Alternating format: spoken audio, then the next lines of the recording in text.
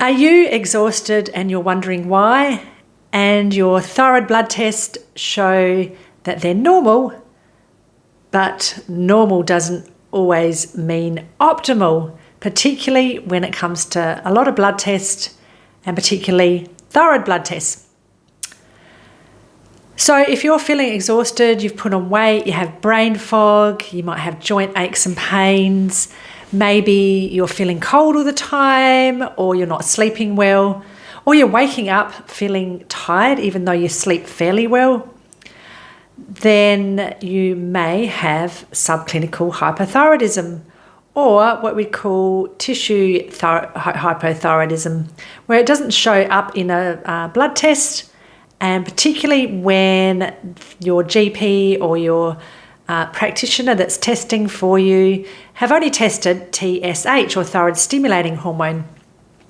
So quite regularly, in Australia anyway, that's what they start with testing, and they don't actually test your thyroid hormones, which is the free T3, your active thyroid hormone, and the free T4.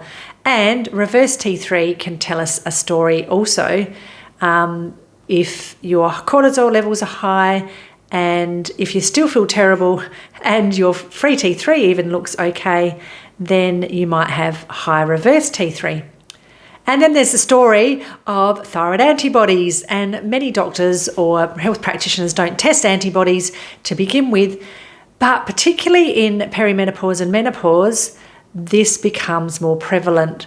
And as we age, it's more likely that you have antibodies. Now, the thyroid antibodies can be sometimes harder to get tested, but if you have lots of different symptoms and you explain this to your health practitioner or doctor to get the blood test, then they should be able to write that on the referral and know that you're going to get these tests done thoroughly. So that's TSH, free T3, free T4, perhaps reverse T3 if you think it's relevant, if you've got a lot of stress, and the thyroid antibodies. And this is one of the reasons why a lot of women walk around feeling terrible, because they're not getting their thyroid tested thoroughly to begin with. And because even one snapshot in time, which is really what we're looking at, isn't it? So one thyroid blood test can look sort of okay. It doesn't mean that the next week or the next month or the next year that it's always going to be the same. Your thyroid is influenced by so many different factors and can change regularly. So I usually get clients to do some other at-home tests as well and look for other clues to see if your thyroid function isn't optimal. And it can be, like I said, subclinical, which means that your thyroid blood tests might be in the reference ranges, but they're not optimal. So your TSH might be in the range, but it might be slightly high. If it's between 1 and 2, then that's good. But if it's starting to creep up over 2 and up to 4, then this is when we look at it being subclinical hypothyroidism. And you can get all of those symptoms that I mentioned, and you can start feeling terrible and fatigued. You might also start having hair falling out or thinning, dry skin, constipation, maybe your cholesterol levels have gone up or your blood pressure has changed as well. But with most women, you know, the fatigue and the sleep issues and the weight gain are really the biggest pressing things that finding it or making it difficult for them to get through their daily life and being really disruptive. So I generally recommend that you get a thorough test. You work with a health practitioner, like a naturopath like myself. I've been a naturopath for over 26 years, and I've seen this so many times that it's I say it's not funny, and obviously it's not funny at all. And including myself, I've had issues with thyroid before, and I keep it in check now.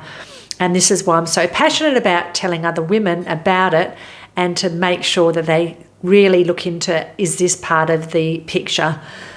The thyroid doesn't work in isolation, so we're looking at other glands like your adrenal glands, your liver and your gallbladder. These all have an influence on your thyroid function, your gut microbiome and your gut health.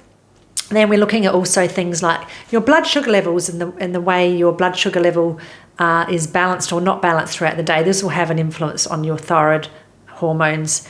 And also your cortisol levels in your adrenals.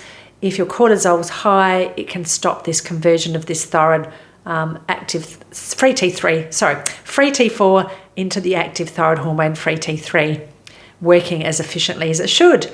So there's so many things that actually affect the thyroid, and stress is one of them, and the hormone changes in perimenopause and menopause also are, because progesterone has a big influence on your thyroid, and your thyroid has a big influence on your progesterone levels also. So if either of them change, then there's going to be a bit of an issue. So it's usually quite a common thing that happens, that the thyroid becomes a little bit unstable and not working as efficiently when you go through perimenopause and menopause.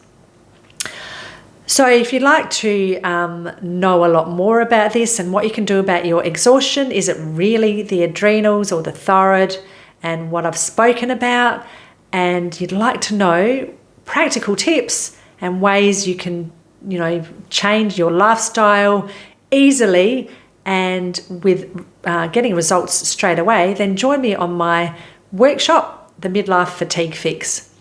I would love for you to join, and I will put the link below.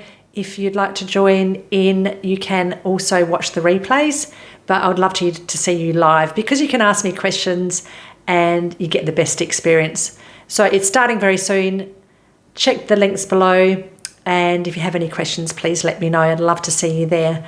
And I'd love to sort out this puzzle of your midlife symptoms, because this is what I'm here to help women with.